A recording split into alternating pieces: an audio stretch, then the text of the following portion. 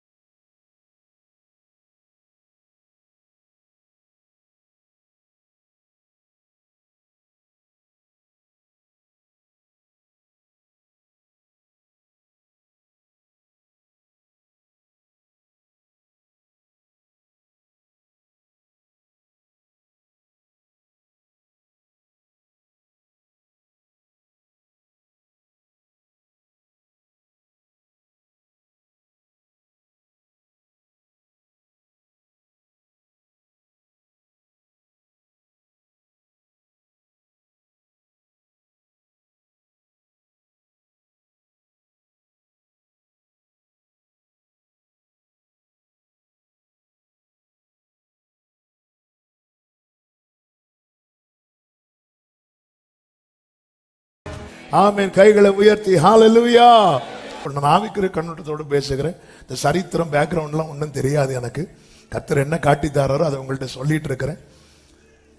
சில ஜெபங்களுக்கு பாருங்க, நீ வேண்டிக் கொள்ளும் துவங்குறதுக்கு முன்னே கட்டளை பிறந்தது. யாருக்கு? தானியலுக்கு. அதே தானியல் 10வது அதிகாரத்தில் ஜெபம் பண்ணுவார். 21 நாள் கழிச்சு தான் பதில் வரும். ஆனா பதில் ஃபர்ஸ்ட் டே வந்துட்டு. ஆனா பெர்ஷியா நாட்டின் அதிபதி 21 நாள் என் கூட போராடினான் இருக்கு. இந்த வான மண்டலத்தில் இருக்கிற ஆவி போராடிட்டே இருக்கும். அப்ப ஆன்சர் பதில் கொண்டு வர்ற தூதனுக்கு பேர் என்ன? கேப்ரியல். கேப்ரியலால அவனை வெட்ட முடியும். ஆனா கேப்ரியல் செய்ய மாட்டார். ஏன்னா அங்கிருந்து கட்டளை வரல. இந்த தூதர்கள் நம்மள மாதிரி கிடையாது.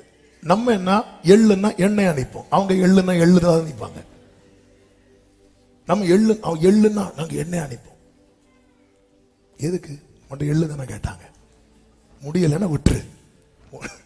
ஆமென். தூதர்கள் அப்படி கிடையாது. கேப்ரியலுக்கு தூது கொண்டு கொடுக்கிற நியூஸா இது வேலையா? அந்த கேப்ரியலால அடிக்க முடியும். ஏன்னா விழுந்தவன் அல்லவா மற்றவன். கேப்ரியல் நிக்கிறவன் இல்ல, சமூகத்தில் நிக்கிற பிரதான தூதர்கள் ஒருவன். ஆனா பேசாம இருக்கிறார், வெயிட் பண்ணிட்டு இருக்காரு. யார் வரணும் தெரியுமா? மீகாவேல் வரணும். மீகாவேலுக்கு தான் அந்த கமாண்ட். மீகாவேல் வந்து விரட்டினதுக்கு அப்புறம் தான் நேர கீழே போறார். தானியலே, நீ ஜோமன் ஆரம்பித்ததுமே கட்டளை வந்துச்சு. ஆனா ஏன் 21 days ஆச்சு தெரியுமா? அங்க போராடிட்டு இருந்தான், வெயிட் பண்ணிட்டு இருந்த கமாண்டுக்காக. எனவேதான் தேவ பிள்ளைகளே, சில தாமதங்கள், அதனாலதான் குறித்த காலத்துக்கு என்று தரிசனம் வைக்கப்பட்டிருக்கிறது. முடிவிலே அது விளங்கும், அது பொய் சொல்லாது.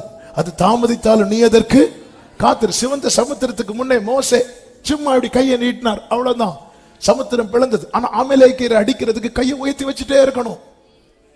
சில நேரத்தில் டவுன் ஆகும், சில நேரத்தில் சில ஜெபத்துக்கு உடனே பதில் வர மாதிரி தெரியாது. அக்னியை இறக்கிறது. எலியா ஆண்டவரை என்ன கேளும் என்ன கேளும். மொத்தம் 40 to 45 வேர்ட்ஸுக்குள்ளதான் சொல்லி இருப்பார். யாரு? எலியா. பெரிய ஜெபம்லாம் கிடையாது, சிம்பிளா ஜெபம் பண்ணி முடிப்பார். அக்னி இறங்கிட்டு. ஆனா மழை வர வைக்கிறதுக்கு ஃபர்ஸ்ட் டைம் பெண்ட் ஆகிறாரு, பாக்குறாரு இல்ல. ரெண்டாவது பெண்ட் ஆகிறாரு, பாக்குறாரு இல்ல. மூணாவது இப்படி 7 தடவை குனிந்து நிமிந்து சில காரியங்களுக்காக போராட வேண்டி இருக்கும். எனவே ஆண்டவர் சொல்லுகிறார், சோர்ந்து போகாமல் ஜெபம் பண்ணு, ஜெபத்திலே விழிச்சிரு, ஜெபத்திலே சரித்திரு. ஒரு புறம் போராடி கொண்டிருக்க, மறுபுறம் சத்துருவானவன் எழும்பி 1/3 பங்கை தள்ளி போட்டது. அப்போ சிலரை சத்துரு தள்ளி போடுகிறான். யாரை சத்துரு தள்ளி போடுகிறான்? வேதம் 2 கூட்டத்தாரை குறித்து சொல்லப்பட்டிருக்கிறது. தானியேல் 11:32 வாசிக்க வேண்டாம். ஆமே. உடன்படிக்கைக்கு துரோகிகளா இருக்கிறவர்களை இச்சக பேச்சினால் கள்ள மார்க்கத்தாராக்குவான். உடன்படிக்கைக்கு துரோகம் பண்றவங்க, கர்த்தர் ஒருவரே ஆராதிக்கும்படி ஒப்பு கொடுத்து வந்தவர்கள் அந்நிய தெய்வத்தை நாடி போகிறது. உடன்படிக்கைக்கு துரோகம் பண்றவங்க அவங்க எல்லாம் சத்துரு என்ன பண்ணுவான் தெரியுமா? விழத்தள்ளுவான். இன்னொரு கூட்டம் இருக்கிறது. 2 பேதுரு 2:14 உறுதி இல்லாத ஆத்துமாக்களை தந்திரமாய் பிடிப்பான. உறுதி இல்லாத ஆத்துமாக்கள், உறுதியே இருக்காது. அதனாலதான் சொல்றேன், நீங்க எத்தனை வருஷம் சர்ச்சுக்கு வந்தாலும் வசன பழக்கம் இல்லைன்னா சத்துரு பாழாக்குவதற்கு ரொம்ப டைம் ஆகுது. வசன பழக்கம், எல்லாரும் இந்த வார்த்தை சொல்லுங்க, வசன பழக்கம். ஆமே, வசன பழக்கம். வசனத்தோடு பழகணும். இல்ல நாங்கெல்லாம் சர்ச்சில் அப்படியே வரோம், ஓலை இருக்கும் போதே வரோம், அவங்க அப்போ இருக்கும் போதே வரோம். அப்போ இருக்கும்போது வந்தாலும் திராட்சரசம் இருக்கும்போது வந்தாலும் வசன பழக்கம் இல்லைன்னா உறுதி இல்லாத ஆத்மா. 3 வருஷம் கூட இருந்த சீஷர்களுக்கு ஒரு இரவு உறுதி இல்லாம ஓடினாங்கல்ல, அப்ப நம்ம எல்லாம் ஏமாத்துறோம். அதனாலதான் ஆபத்து காலத்தில் சோர்ந்து போவாயானால் உன் பலன் கொண்டிட்டு. இது ஒரு புறம் இப்படி சத்துருவானவன் எழும்பி, வேதம் என்ன சொல்லுகிறது, அவளுடைய பிள்ளையை, பிரசவ வேதனை படுகிற அந்த ஸ்திரீ பிள்ளை பெற்ற உடனே, 4வது வசனம் 12:4 வாசிங்க, அவளுடைய பிள்ளையை பட்சித்து போடும்படிக்கு அவளுக்கு முன்பாக. எனவே ஆத்தும ஆதாயம் செய்யற சபை மேல அப்படி எரிஞ்சிட்டு இருக்கும். ஆல்ரெடி 10 பேர் வந்துட்டாங்கல்ல, வச்சு கூட்டம் நடத்திட்டு போக வேண்டியதானே. எதுக்கு நீ லைவ் போடுற? எதுக்கு இன்னொரு ஆளுக்கு இந்த செய்தி போகணும்? எதுக்கு 4 பேருக்கு சுவிசேஷம் போறீங்க? எதுக்கு சொல்ல போறீங்க? எதுக்கு டிராக்ட் கொடுக்கறீங்க? ஆத்தும ஆதாயம் செய்கிற சபை மேல சத்துருவானவன் அப்படி எரிஞ்சிட்டு இருப்பான். எனவேதான் சொல்லப்பட்டிருக்கிறது, அவளுடைய பிள்ளையை பட்சித்து போடும்படிக்கு அந்த வலு சர்ப்பம் அவளுக்கு முன்பாக நின்றது. இப்படி நிற்கும் போதும், ஆமே, 5வது வசனம், சகல ஜாதிகளையும் இரும்பு கோலால் ஆளுகை செய்யும் ஆண் பிள்ளையை அவள் பெற்றாள். அவளுடைய பிள்ளை தேவனிடத்திற்கும் அவருடைய சிங்காசனத்திடத்திற்கும் எடுத்துக் கொள்ளப்பட்டது. இதுதான் ஆத்தும ஆதாயம், பரலோகத்தில் சேர்க்கப்பட்ட கூட்டம். ஒரு பாவி மனம் திரும்பும் போது பரலோகத்தில் மிகுந்த சந்தோஷம் உண்டாகும். அவனுடைய பெயர் ஜீவ புஸ்தகத்திலே. இப்படி இருக்கையில் தான் சத்துருவானவனுக்கு தாங்க முடியல. எனவேதான் அக்கினி நின்று தப்பு வைக்க. அதனாலதான் வேதம் சொல்லுகிறது, அநேகரை நீதிக்கு உட்படுத்துகிறவர்கள் நட்சத்திரம் போல இருப்பார்களாம். சபையே, ஆத்தும ஆதாயங்கள் எதுக்கு? பாம்பு வந்து கனவுல வர்றதுக்கா? ஆமே, நல்லா புரிஞ்சுக்கோங்க. ஆமே, அவன் விழுந்து போனவன், அவன் பற்களை கத்த தகர்த்து போட்டு விட்டான். ஹல்லேலூயா. அவன் தன்னுடைய இப்ப சைஸை மட்டும்தான் காட்டி பயமுறுத்திட்டு இருக்கிறான். உறுதி இல்லாதவங்க விழுந்துருவாங்க, உடன்படிக்கைக்கு துரோகம் பண்றவங்க விழுந்துருவாங்க. எனவேதான் காலேப் யோசுவாவை போல உத்தமமாய் அவரை பின்பற்றுகிறவர்களாய் நாம் வாழ்வது அவசியம். இப்பொழுது சபை என்ன செய்கிறது தெரியுமா? அடுத்த வசனத்தில் சொல்லப்பட்டிருக்கிறது, ஸ்திரீயானவள் வனாந்திரத்துக்கு ஓடி போனாள். வனாந்திரம் என்ன ஆண்டவரே? ஆத்தும ஆதாயம் செய்த என் வாழ்க்கை வனாந்திரமாப்பா. சுவிசேஷ ஊழியம் செய்த என் வாழ்க்கை வனாந்திரமாப்பா. வனாந்திரமே வாழ்க்கையானாலும் கர்த்தர். அங்கே சொல்லப்பட்டிருக்கிறது, அங்கே 1260 நாள் அளவு அவளை போஷிப்பதற்காக. அங்கே அந்த நாட்களை விட்டுருங்க, அங்கே அவளை போஷிப்பதற்காக தேவனால் ஆயத்தமாக்கப்பட்ட இடம் அவளுக்கு உண்டா இருந்தது. ஆமென், ஹல்லேலூயா. நீதி நிமித்தம் துன்பப்படுகிறவர்கள் பாக்கியவான்கள். அங்கே அப்ப அங்க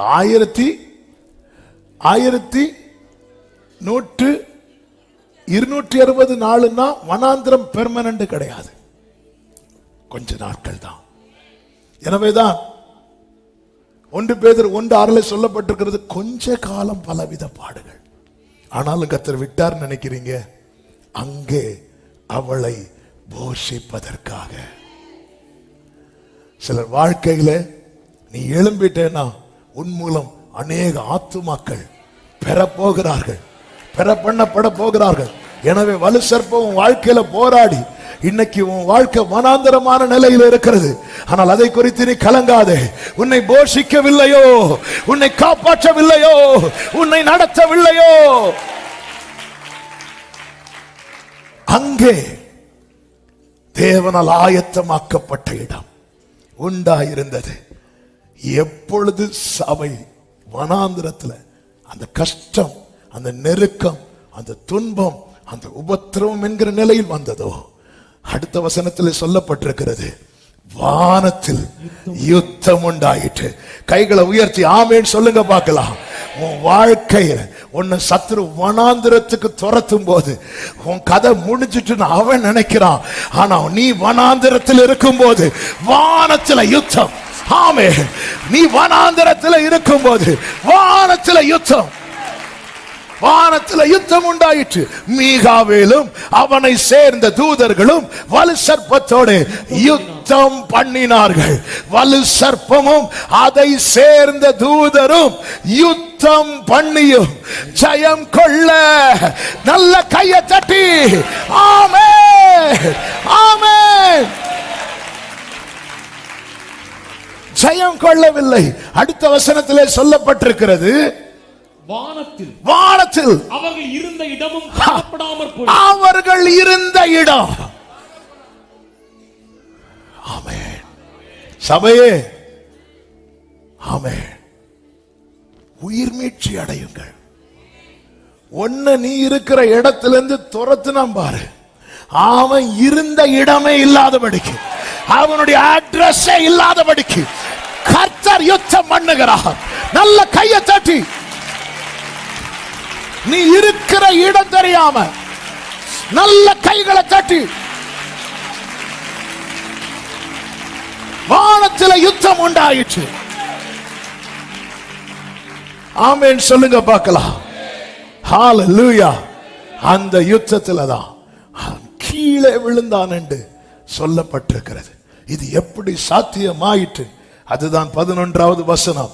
மரணம் நேரிடுகிறதாய் இருந்தாலும், வாசிங்க, அதற்கு தப்பும்படி தங்கள் ஜீவனையும் பாராமல் ஆட்டுக்குட்டியின் இரத்தத்தினாலும் தங்கள் சாட்சியின் வசனத்தினாலும் அவனை ஜெயித்தார்கள்.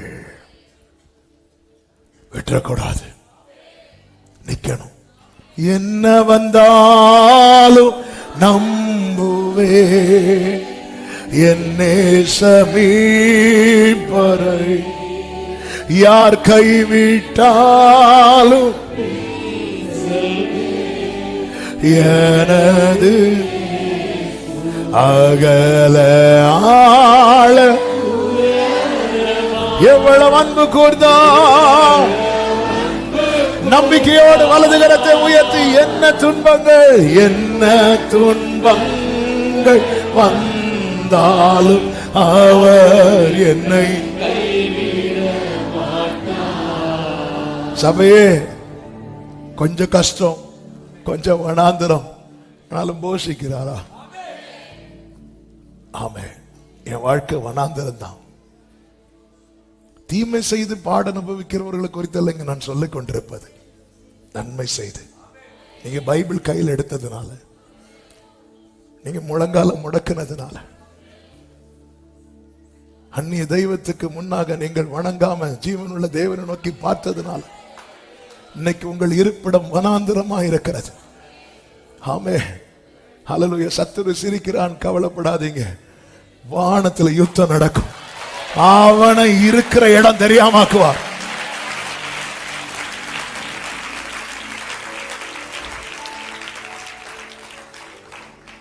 ஆமே, அதான் நின்றுங்க.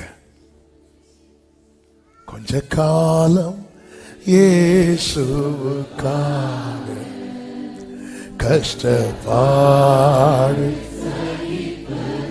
எங்க 5 வருஷம் 10 வருஷம் ஆண்டவரை ஏற்று 5 வருஷம் இருக்கும், 10 வருஷம் இருக்கும், இன்னும் ஒரு மாற்றம் இல்ல. வாழ்க்கை வனாந்திரம் தான், வாழ்க்கை வனாந்திரம் தான். ஆனா ஒன்னே ஒண்ணு கேட்கிறேன், போஷிக்கிறாரா? அங்கே அவளை போஷிக்கும்படி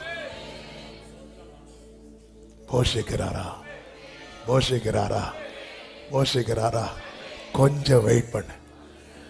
வாழ்க்கை வனாந்தரமா, அதுக்குன்னு ஒரு நாள் அவர் குறித்து வைத்திருக்கிறார். ஏற்ற வேளையிலே அவர் உங்களை உயர்த்தும்படிக்கு.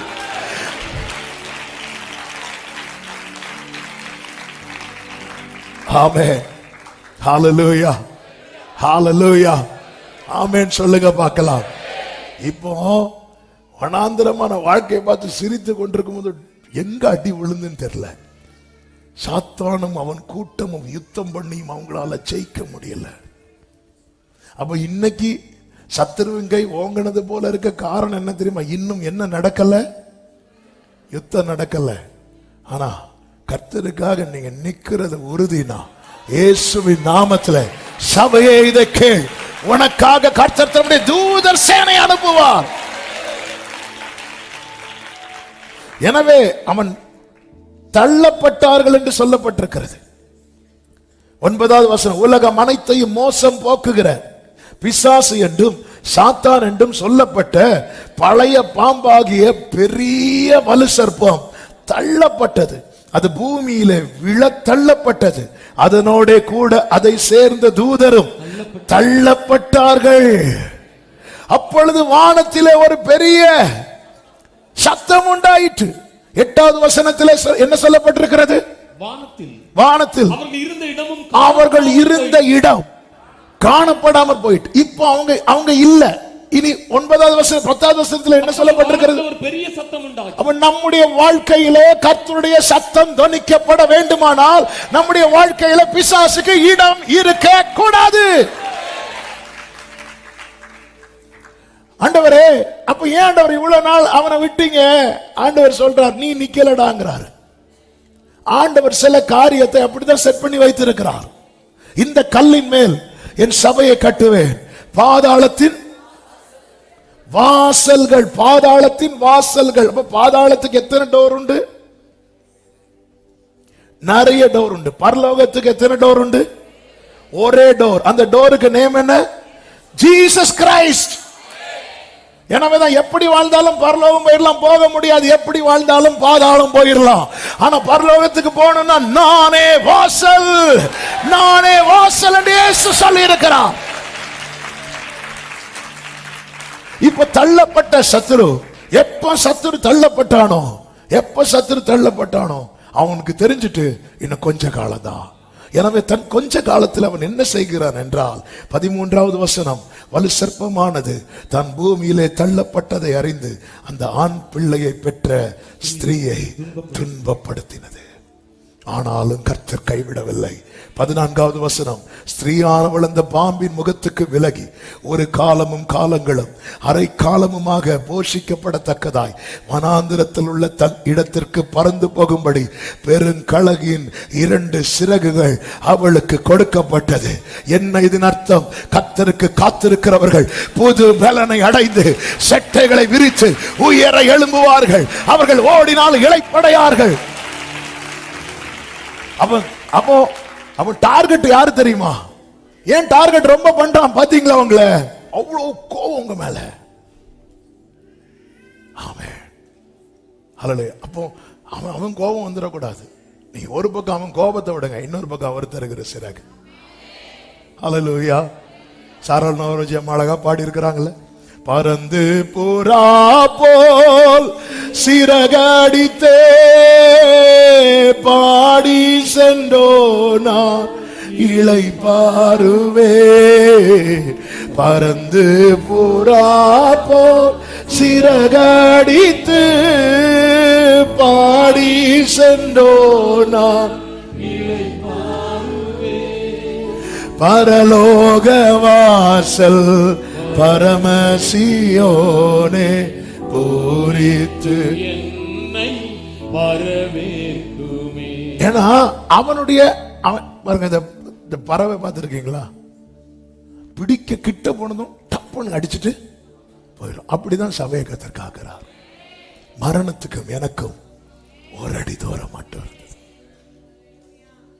எத்தனை ஆமென். கர்த்தர் காக்கிறார். எனவே தேவ சமூகத்தில் தேவ பிள்ளை உறுதியான வசனத்தில் நிற்கணும். அது வானத்திலிருந்தும் வேலை செய்யுது. தள்ளப்பட்ட பிறகும் அந்த ஸ்திரீயை துன்பப்படுத்தினது. ரட்சிக்கப்பட்ட உங்க வீட்டில் நீங்க மட்டும் ரட்சிக்கப்பட்டிருப்பீங்க. ரொம்ப சத்துரு போராடுறான், கவலைப்படாதீங்க. அவன் விழுந்துட்டான், நீங்க எழும்புறீங்க. அவன் விழுந்துட்டான், நீங்க சிறகடித்து எழும்புறீங்க. இது செட்டைகளை விரிக்கும் காலம். ஆமென் சொல்லுங்க பார்க்கலாம். அடுத்த வசனத்தில் சொல்லப்பட்டிருக்கிறது, அப்பொழுது அந்த ஸ்திரீயை வெள்ளம் கொண்டு போகும்படிக்கு பாம்பானது தன் வாயிலிருந்து ஒரு நதி போன்ற வெள்ளத்தை அவளுக்கு பின்னாக ஊற்றிவிட்டது. பூமியானது ஸ்திரீக்கு உதவியாக தன் வாயை திறந்து வலு சர்ப்பம் தன் வாயிலிருந்து ஊற்றின வெள்ளத்தை விழுங்கினது. அதன் அர்த்தம் என்ன? அதன் அர்த்தம் என்ன? வெள்ளம் போல சத்துரு வரும்போது ஆவியானவர் அவனுக்கு விரோதமாய் கொடியேற்றுவார். உன்னை தொடுகிறவன் என் கண்மணியை தொடுகிறான். விட்டுருவாரா? விடமாட்டார், விடமாட்டார். நல்ல கையை தட்டி ஆமென். ஹல்லேலூயா. எனவே நில்லுங்கள், நில்லுங்கள். ஆமென். ரொம்ப கஷ்டப்படுறோம் பிரதர், ரொம்ப துன்பப்படுகிறோம், ரொம்ப வேதனை. ஊர்ல ஒதுக்கி வைக்கிறாங்க, குடும்பத்தில் ஒதுக்கி வைக்கிறாங்க. இன்னைக்கு நான் இருக்கிற வனாந்தரத்தை பார்க்கிறாங்க. கர்த்தர் சொல்றார், நான் உன்னை போஷிக்கிறேன்ல, போஷிக்கிறேன்ல, உன்னை பறக்கிறதுக்கான சிறகையும் தருவேன். இந்த சிச்சுவேஷன்ல இருந்து உன்னை தூக்கி எடுப்பேன். எளியவனை குப்பையிலிருந்து எடுத்து உயர்ந்த அடைக்கலத்தில் வைத்து ஆமென் அவன் சந்ததியை வம்சத்தை போல நல்ல கையை தட்டி ஆர்ப்பரி சபையே. ஹல்லேலூயா. சத்துரு அவன் ஸ்தானத்திலிருந்து விழுந்ததும் சபைக்கு சிறகு கொடுக்கப்பட்டிருக்கிறது. அதுதான் உனக்கு கொஞ்சம் பேலண்ட் இருந்தோம், நீ நாமத்தை மறுதலிக்கல. ஆமென். உனக்கு கொஞ்சம் பேலண்ட் இருந்தோம், நீ நாமத்தை மறுதலிக்கல. உன்னை ஏன் துன்பப்படுத்துறான் தெரியுமா? அவன் கிங்டம் ஒர்க்குக்கு கர்த்தர் ஒன்ன நிறுத்தினதுனால. நீ கிங்டமுடைய முக்கியமான அம்பாசிடர். உன்னை தொடுகிறவன் அவர் கண்மணியை தொடுகிறான். ஆமென். 10 வருஷத்துல நீங்க பெற்றுக்கொண்டது ஒரு பக்கம் இருக்கு, இழந்ததும் இருக்கிறது அல்லவா? ஒரு 5 வருஷத்துல இழந்தது எத்தனை? ஆமென். எத்தனையோ பேர் பெற்றுக்கொண்ட பிறகும் நிக்க முடியல. ஆனா அவங்க லைஃப்ல இழந்த பட்டியலை போட்டா, ஆனாலும் எப்படி நிக்கிறோம்? போஷிக்கிறார். மனுஷன் அப்பத்தினால் மாத்திரமல்ல, தேவனுடைய வாயிலிருந்து புறப்படுகிற ஆமென். ஹல்லேலூயா. வானத்துல பெரிய சத்தம். ஆமென். இந்த வார்த்தை கேட்கும் போதே, இந்த வார்த்தையை தியானிக்கும் போதும் இருதயம் அப்படியே ஒரு ஜெபம் பண்ணிட்டே இருக்கு. இப்போ அதுதான் பண்ணிட்டு இருக்கு. நிக்க வச்சிருங்கப்பா. கர்த்தாவே, நான் என் கால்களை ஸ்திரப்படுத்து. கர்த்தாவே, ஆமென். என் கால்களை, கைகளை உயர்த்தி கண்களை ஏறெடுத்து, பலமும் நீரே, பலனோ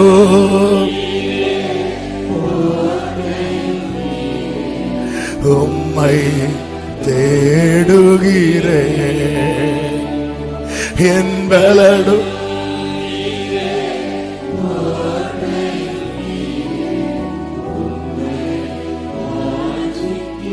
நேரம் அதிகம் போறதுனால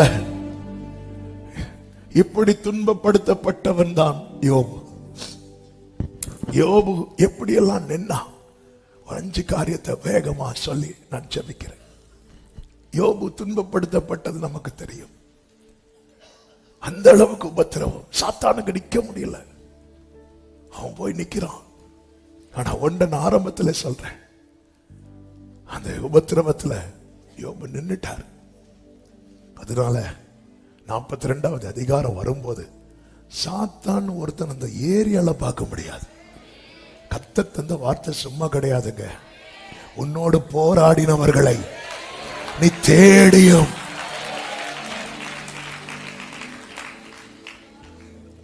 ஆமென். யோபுவின் வாழ்க்கையில் அடித்த புயல் தெரியும். அவ்வளவு துன்பம், அப்படி இருந்தோம் யோபு விசுவாசத்தை விடவில்லை, ஃபெய்த்தை விடல. எனது விசுவாசம் என்கிற கப்பல்ல தான் நம்ம பயணித்துக் கொண்டிருக்கிறோம். இந்த விசுவாசம் என்கிற கப்பலுக்குள்ள எவ்வளவு விலையேறிய பொருட்கள் இருந்தாலும் அந்த கப்பல் சேதமாகாமல் இருந்தால் மட்டும்தான் மறுகரை போய் சேரும். மீட்கப்பட்ட ஆத்துமா நமக்குள் இருக்கிறது. ஆனா நம்முடைய ஓட்டம் ஓடி முடித்தால் மட்டுமே அந்த ஆத்துமா போய் அடைய வேண்டிய இடத்துல சேரும். எனவேதான் பேதுருவை பார்த்து இயேசு சொல்லுவார், நானோ உன் விசுவாசம் ஒளிந்து போகாதபடி. யோபு 13:5 சொல்லுகிறார், என்னை கொன்று போட்டாலும் அவர் மேல் நம்பிக்கையாயிருப்பேன். 13:16 சொல்லுகிறார், அவரே என் ரட்சிப்பு, அவரே என் ரட்சிப்பு. விசுவாசத்தை விடல. இரண்டாவதாக துதிப்பதை விடவில்லை. யோபு 1:21 கர்த்தர் கொடுத்தார், கர்த்தர் எடுத்தார், கர்த்தருடைய நாமத்திற்கு துதிப்பதை விடல. பவுலும் சீலாவும் துதிக்க முடியாத அளவுக்கு அடி வாங்கிட்டு இருக்கிறாங்க. ஆனாலும் நடுராத்திரியிலே எழுந்திருந்தவர்கள் துதித்தார்கள். போன வாரத்தில் மிகுந்த நன்மையை பெற்று இந்த வாரத்தில் ஆராதிக்க வந்தவர்கள் இதுல உண்டு. போன வாரத்தில் மிகவும் துன்பப்பட்டு இந்த நாளில் ஆராதிக்க வந்தவர்கள் உண்டு. கர்த்தர் சொல்லுகிறார், கொஞ்சம் வெயிட் பண்ணு, உன்னோடு போராடினவர்களை நீ தேடியும் காணாதிருப்பார். ஹல்லேலூயா. நம்ம பாடுவோம், இன்னும் துதிப்பேன், இன்னும் போற்றுவேன், இன்னும் உம்மை ஆராதிப்பேன், எக்காலமும் நான் துதிப்பேன், என் நேரமும் நான் போற்றிடுவேன், இன்னும் துதிப்பேன்.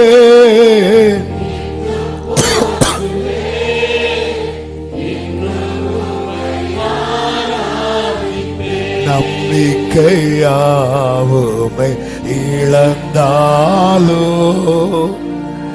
எல்லாமே முடிந்தது என்றாலோ, நம்பிக்கையாவுமை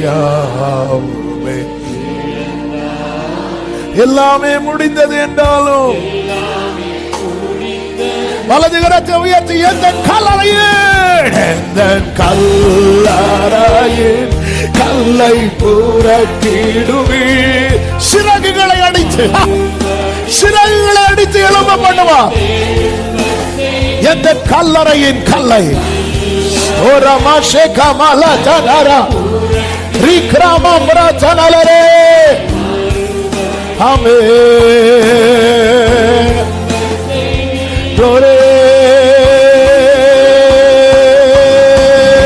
இன்னும் துதிப்பேன்,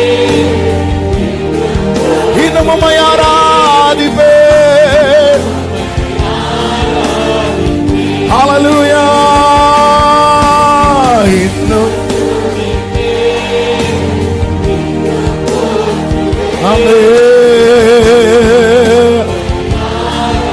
கைகளை உயர்த்தி சொல்லுங்க, நல்லவர் வல்லவர், நல்லவர் வல்லவர், சர்வ வல்லவர், நல்லவர். உன்னை போஷிக்கவில்லையோ, உன்னை போஷிக்கவில்லையோ, உன்னை விடுத்து வைக்கவில்லையோ, உன்னை பாதுகாக்கவில்லையோ,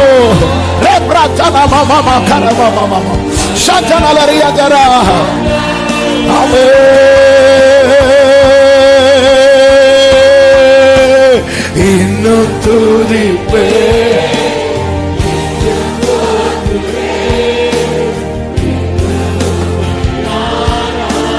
ஹல்லேலூயா. துதிப்பதை விடல.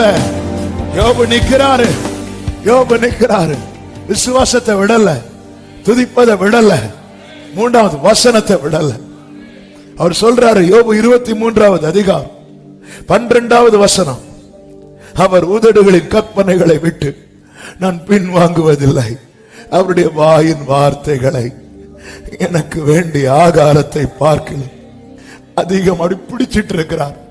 யோபு, என்ன பிடிச்சிட்டு இருக்கீங்க யோபுவே? என்ன பிடிச்சிட்டு இருக்கீங்க யோபுவே? வேர்டு வேர்டு, எனக்கு வேண்டிய ஆகாரத்தை பார்க்க. வசனத்தை விடல, வசனத்தை விடல.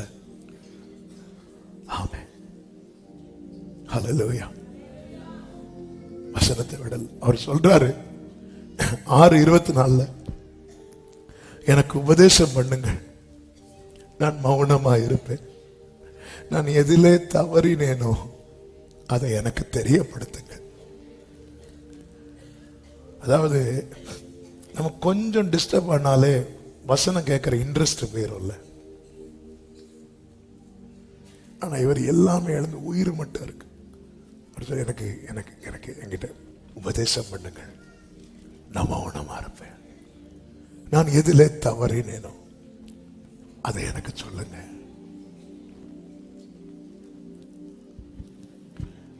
நமக்கு எல்லா வசதிகள் இருந்தும் பிரசங்கம் கேட்க முடியல. சாம்பல்ல உட்கார்ந்து பிரசங்க கேட்க ஆயத்தமாறோம். வசனத்தை விடல. அந்த யோபு தான் சாட்சி கொடுக்கிறான். என் காதினால் நான் உம்மை குறித்து கேள்விப்பட்டேன், இப்பொழுதோ என் கண்கள் உம்மை பார்க்கிறது. வசனத்தை விடல. 4வது, தேவனை தேடுவதை விடல. யோபு 23வது அதிகாரம் 8-9 வசனங்கள். இதோ நான் முன்னாக போனாலும் அவர் இல்லை, பின்னாக போனாலும் அவரை காணேன். இடதுபுறத்தில் அவர் கிரியை செய்தும் அவரை காணேன், வலதுபுறத்திலும் நான் அவரை காணாதபடிக்கு. அவன் ஒரு காரியம் தெரியுது, இவர் தேடுறாரு. காணவில்லை என்று சொல்லி தேடுவதை நிறுத்தவில்லை. முன்னாக போய் பார்க்கிறார், இல்ல பின்னாடி போய் பார்க்கிறார், ரைட்ல போய் பார்க்கிறார். ஒரு சைட்ல தேடி விட்டு நம்ம பாருங்க, அப்படியே ஜோமனை உட்கார்ந்து இருப்போம், செட் ஆகாது, பிரேயர் அன்னைக்கு விட்டுருவோம், அன்னைக்கு ஃபுல்லா விட்டுருவோம். இவர் விடல, இவர் தேடுறார். சில நேரத்தில் அப்படிதான் இருக்கும், நமக்கு பிரேயர் ஓடாது, உடனே இன்னைக்கு சரியில்லை, உடனே நாள் பார்ப்போம். நம்ம ஜெபத்துல எல்லாம் நாள் பார்க்கிறோம், கரெக்டா? ஆமே. இன்னைக்கு செவ்வாய்க்கிழமை வெள்ளிக்கிழமை போராட்டம் உண்டு. ஜெபிக்க முடியலன்னா போய் படுத்து உறங்க. அதை விட்டு அவன் விழுந்தவன். ஹல்லேலூயா. அவன் முடியல. யோபுவுக்கு 42வது அதிகாரத்தில் பார்த்துட்டார்ல, நான் பார்த்துட்டேன். தேடுறத விடல. வாழ்க்கை ஃபுல்லா அடி வாங்கிட்டே இருக்கிறேன், ஆனால் ஆண்டவர் சமூகத்தில் வந்து உட்கார்ந்து இருக்கிறீங்கல்ல, இதெல்லாம் இருக்கு கணக்குல. சத்துரு வெட்கப்பட்டு போக போறா. இந்த உபத்திரவத்தின் குகையில கர்த்தர் உன்னை தெரிந்தெடுப்பதை பார்த்து பிசாசானவன் வெட்கப்பட்டு போகிறான். எப்படி ஆமான் தன் தலையிலே துண்டை போட்டுட்டு போனானோ, அதே போல சத்துருக்களுக்கு வெட்கத்தை நம்புறவங்க மட்டும் நம்பிக்கையாவுமே இழந்தாலும் எல்லாமே முடிந்து சொல்லுங்க, என் கல்லறையின் எந்த கல்லறையின்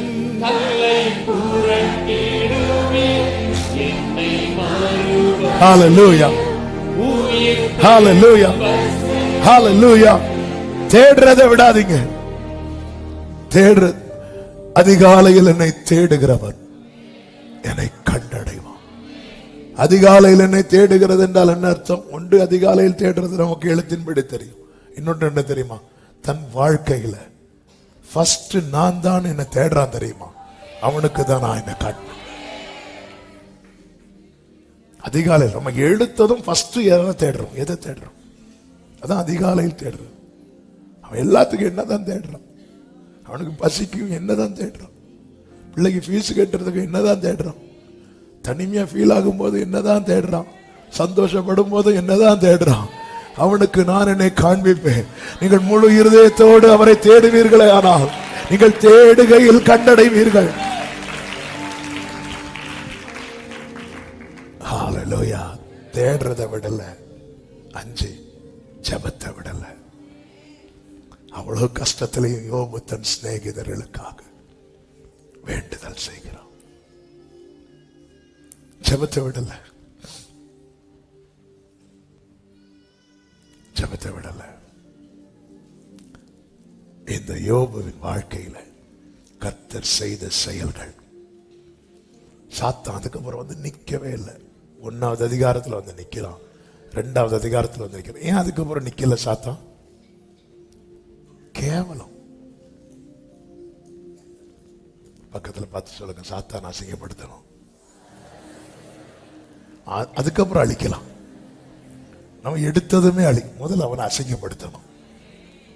அவன் சத்துருக்களுக்கு நான் வெட்கத்தை ஒடுத்து வைப்பேன், அவன் மீதிலோ அவன் கிரீடம்.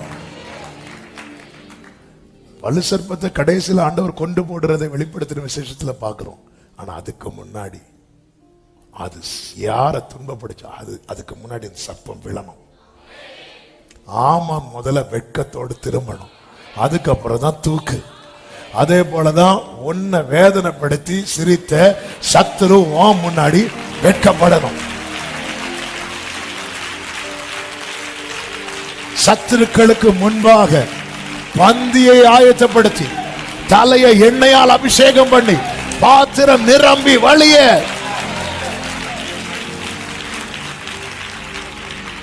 இந்த கூட்டம் தான் தேவ சமூகத்தில் வந்து நிற்கிற கூட்டம். அழகாய் தீரள் தீரளாய் வெண்ணாடை அணிந்தோ கூட்டத்துடன் அன்பர் இயேசுவின் ஆனந்திப்போம். மகிமையினாளது, மகிமையினாளது, மகிமையின். எல்லாரும் எழுந்து நிற்கலாமா?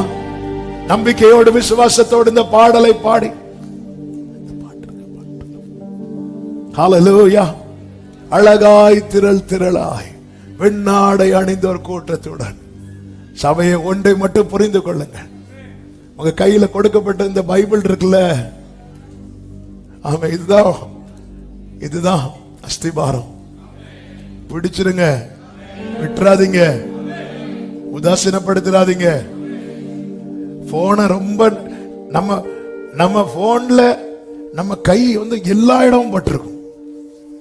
கரெக்டா இல்லையா? பைபிள்ல எல்லா இடமும் பட்டிருக்கணும், எல்லா பேஜும் பட்டு. அதுக்கு இப்படி இப்படி தரையிட்டு இருக்கிறதில்ல, எல்லாம் பட்டிருக்கணும், அப்படி பட்டிருக்கணும். ஆமீன் சொல்லுங்க பார்க்கலாம். நம்பிக்கையோடு எத்தனை பேர் நம்புறீங்க? இதுவரை நிக்க வச்சுட்டா, இனியும் நிக்க வைப்பா. ஆமீன் சொல்லுங்க பார்க்கலாம்.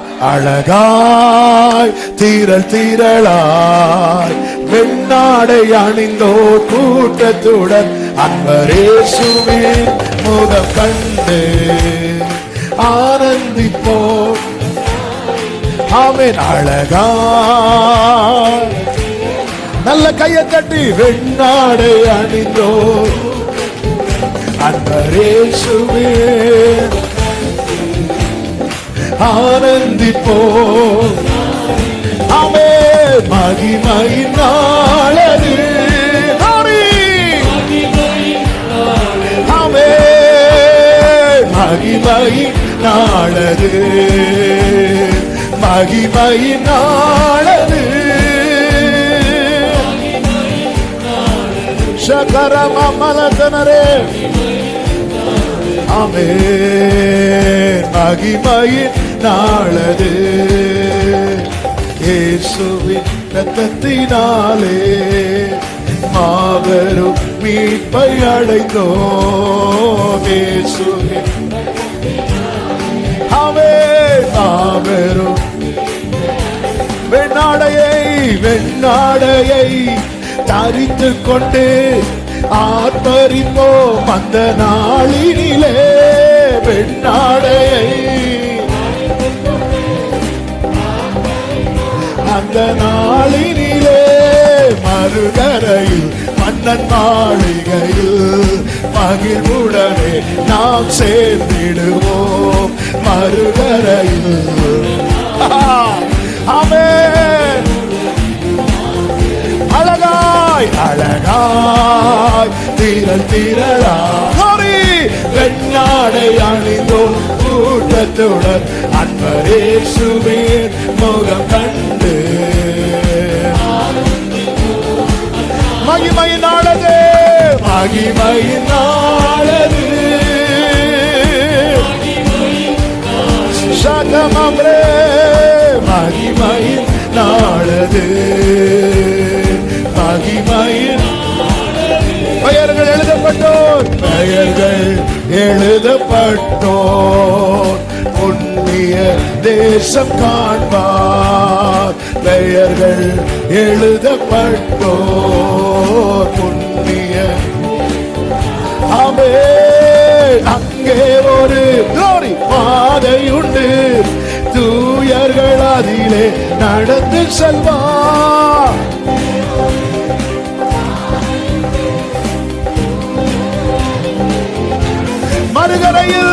மறுகரையில் மன்னன் மாளிகையில் மகிழ்வுடனே ஒரே மறுகரையில் ஆமென். சொல்லுங்க மகிமையினாலது மகிமையின் ஆமென். மகிமையினாலது மகிமையினாலது மகிமையின் நாளது இயேசுவை பற்றி கொண்டோ அந்நாளில் பலனை காண்பார். பாடுங்க. ஆமென். உலகத்திலே உலகத்திலே துயரப்பட்டோ உன்னதத்தில் அன்று காணம் பெறுவார். உலகத்திலே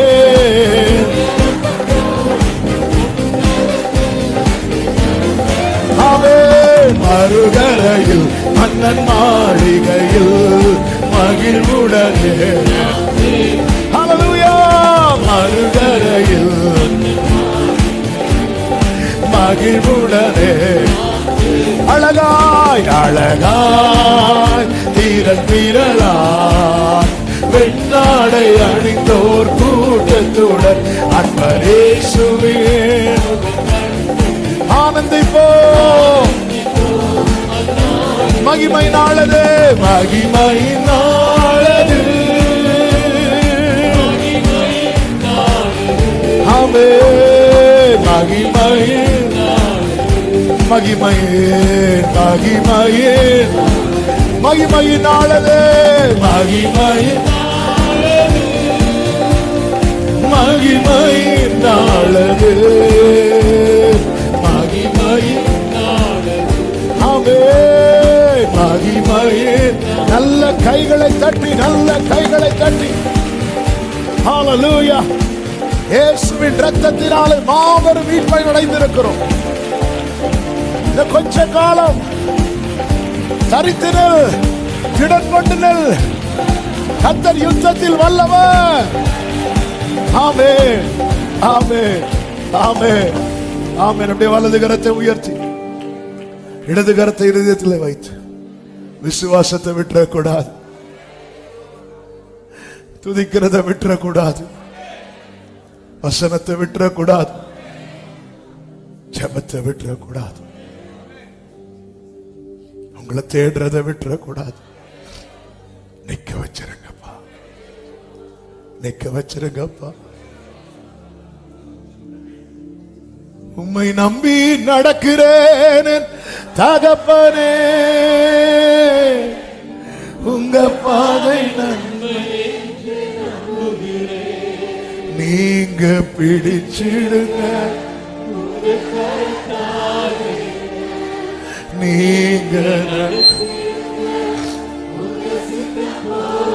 நீங்க பிடிச்சிருங்க, நீங்க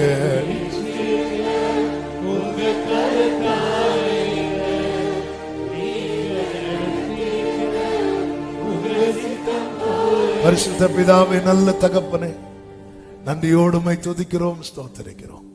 கிருபையாய் உம்முடைய சமூகத்தில் எங்களை கொண்டு வந்து பாட, துதிக்க, ஆராதிக்க, ஜெபிக்க நீர் பாராட்டின எல்லா கிருபைகளுக்காக நன்றி. எங்களோடு பேசின நம்முடைய அன்புக்காக ஸ்தோத்திரம். நீங்க இருக்கிறீங்க ஆண்டவரே. ஹல்லேலூயா. இக்காலத்து பாடுகள் இனி வெளிப்பட போக மகிமைக்கு ஒப்பானது அல்ல. துன்பப்படுத்துகிற சத்துரு விழுந்து போனார், அவனுக்கு இனி வானத்தில் இடம் இல்லை. ஆனால் உமக்கு காத்திருக்கிறவர்களை உயர எழும்ப பண்ணுகிறேன். நீர் எத்தனை நல்லவர், எத்தனை உண்மை உள்ளவர். நீர் வெளிப்படுத்தி நம்முடைய சத்தியத்துக்காய் ஸ்தோத்திரம். ஒவ்வொருவரை ஆசீர்வதியும். எல்லா நிலையிலும் உறுதியா இருக்க, உங்களை விட்டு விலகிராதபடி காக்கப்பட கர்த்தர் கிருபை செய்யும். தாழ்த்தி அர்ப்பணிக்கிறோம். மகிமை, கனம், துதி, ஸ்தோத்திரங்கள் அனைத்தும் ஒருவருக்கே செலுத்துகிறோம். இரட்சகர் இயேசுவின் நாமத்தில் பிதாவே, ஆமென். என் ஆத்துமாவே கர்த்தரை ஸ்தோத்திரி, முழுமே அவருடைய பரிசுத்த நாமத்தை ஸ்தோத்திரி. என் ஆத்துமாவே கர்த்தரை ஸ்தோத்திரி, கர்த்தர் செய்த சகல உபகாரங்களை மறவாதே. ஆமென். நம்முடைய கர்த்தராகிய இயேசு கிறிஸ்துவின் கிருபையும், பிதாவாகிய தேவனுடைய அன்பும், பரிசுத்த ஆவியானவருடைய ஐக்கியமும் சிநேகமும் பாதுகாவலும் நம் அனைவரோடும் எல்லா பரிசுத்தவான்களோடு கூட கர்த்தருடைய வருகை மட்டும் தங்கி இருப்பதாக. ஆமென். ஹல்லேலூயா. God bless you. கர்த்தர் உங்களை ஆசீர்வதிப்பாராக. ஆமென்.